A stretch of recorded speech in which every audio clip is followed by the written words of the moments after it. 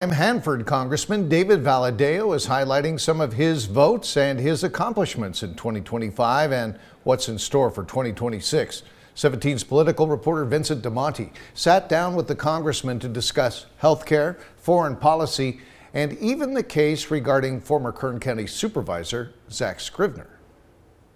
I just represent a district that is a little bit different than a lot of my colleagues, and each one of us has to vote our district. So you got people in different parts of the state that have their own concerns, but mine, healthcare plays a big role in that. Despite the midterm election being only 11 months away, 2026 is bound to be one politically interesting year to watch.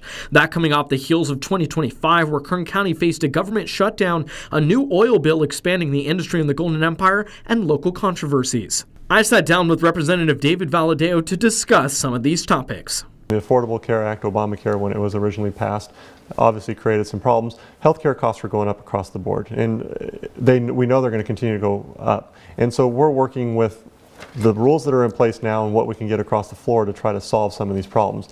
Healthcare continues to be a big issue for members of the Golden Empire. Nearly 63,000 people could lose Medicare coverage due to the big beautiful bills signed last year. Congressman Valadao recently broke with House Republicans to support extending Affordable Care Act subsidies that would lower healthcare premiums for Americans. He shares why he supported the proposal. I'm in support just because the insurance rates for those folks that are affected by it are going to go up if we don't extend them. And so that's something I've been bringing up to the administration and bringing up to leadership in the House, that this needed to be addressed. From the attack on Venezuela to comments from the president about owning the country of Greenland, foreign policy has also been top of mind. I asked the congressman if he supported the attack on Venezuela. I mean, you put a $25 million reward on his head, do you not expect someone to say, well, you thought he was a bad guy too?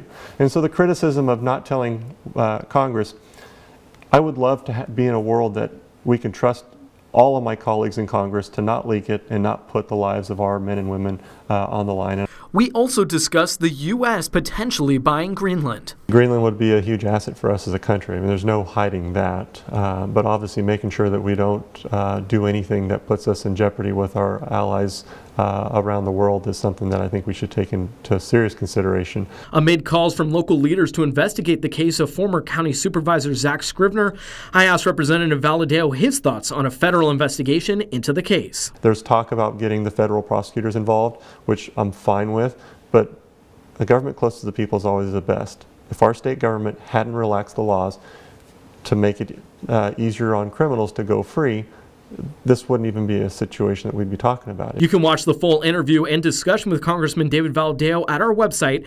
kget.com. That was Vincent DeMonte reporting. We'll check in.